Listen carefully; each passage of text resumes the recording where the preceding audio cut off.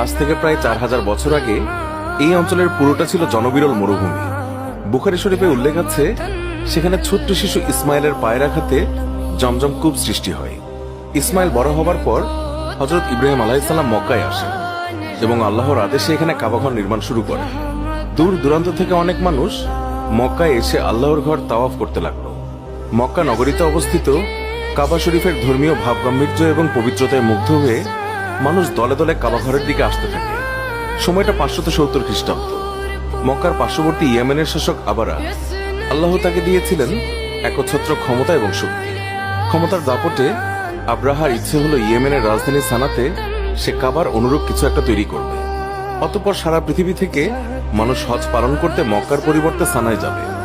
নাগরিকদেরকে জুলুমের মাধ্যমে অর্জিত বিপুল অর্থ এবং উন্নয়ন কর্মীর কোনো অভাব না থাকায় তা যথাসময়ে তৈরিও হয়ে গেল।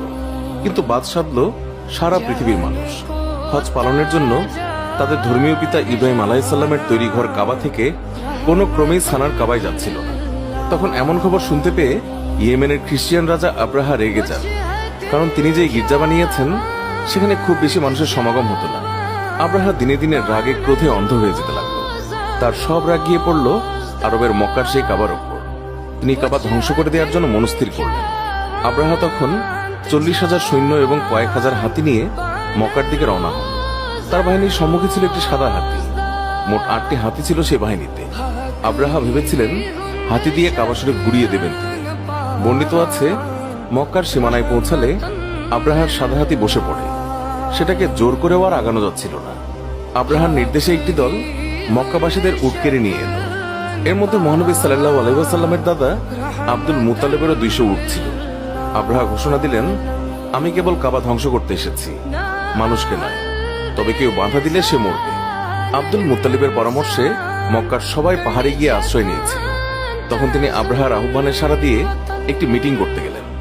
আলোচনার শুরুতেই আব্দুল মুত্তালিব আব্রাহাকে সতর্ক করলেন।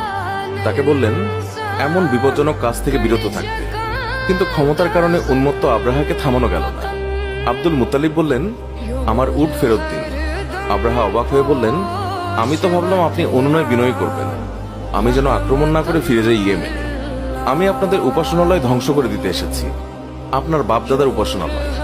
আপনাদের মান সম্মান, প্রতিপত্তি সব ধুলোয় মিশে যাবে। আর এইসব বিষয়ে কথা না বলে আপনি বলছেন আপনার উট ফেরত দিতে। আব্দুল মুত্তালিব তখন বললেন, আমি আমার উটের মালিক, সে কারণেই আমি আমার উট চাইতে এসেছি। আর এই ঘরের মালিক আল্লাহ তাআলা নিজেই এর রক্ষা করবেন। আমি নিশ্চিত তিনি তার ঘর রক্ষা করবেন। আব্রাহা অবাক হয়ে যান এমন কথা শুনে।